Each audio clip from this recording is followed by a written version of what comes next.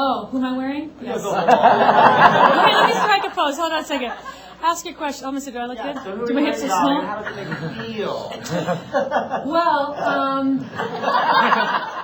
I don't really have, I don't really have a mantra. I've learned to just go with the flow. I'm very much, or was very much a control freak where every minute of my life was planned out and nothing ever went according to plan. So the day that I sort of said, you know what, if I get up and I'm breathing and I'm happy, then I know it's going to be a good day. I think there's also, I had a little Post-it by the side of my bed for many years that said, expect as good as you give.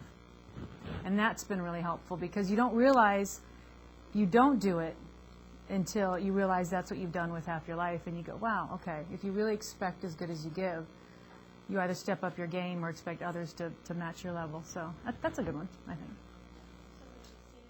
This is what I'm wearing. It makes me feel like myself, and I love Vivienne Westwood. And I feel like a very cleaned up version of myself compared to what I looked like when I got up this morning. Hi, congratulations. Hi. Thank you. How much confidence has all of this given you? I think it scares me more than anything because you think, what do I do now?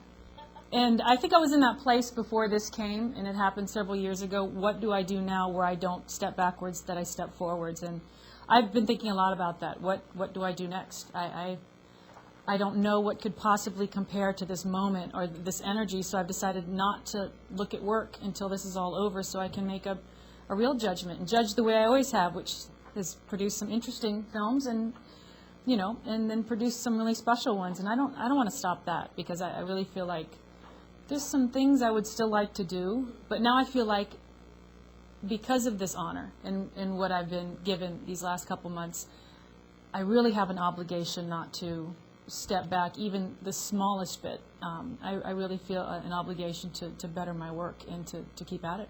Keep saying no and keep demanding, expecting as good as you give.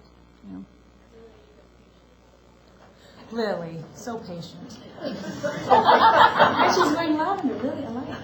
So I just wondered, you have been working for a lot of years as a producer and doing a lot of work and opportunities to work. Money, everyone says, oh, I don't care about money, but look, I've been blessed with crazy money, but a lot of times it was attached to films that weren't great. And then I decided to stop several years ago and start from scratch, which was starting at scale pay, and that was with a little film called Crash. And I feel more comfortable now saying, why don't we just take it on the back end? If the film is successful, you don't have to pay me, the money up front. Let's all just sort of divide it up in the back end. So everyone who put faith in the project gets rewarded for it, and if it doesn't work, you don't get the crazy money, which to me makes more sense. It's an investment in your work. But I can say that having made pretty good money. But then that pretty good money allows me to do things like, help other people who don't have the help, to contribute in a way that I never could have, to change things that I want to see changed, and to help other people get their show started. And it's crazy money, so it should be used in a wonderful, crazy way. But it never should, I think, stay in your pocket for very long.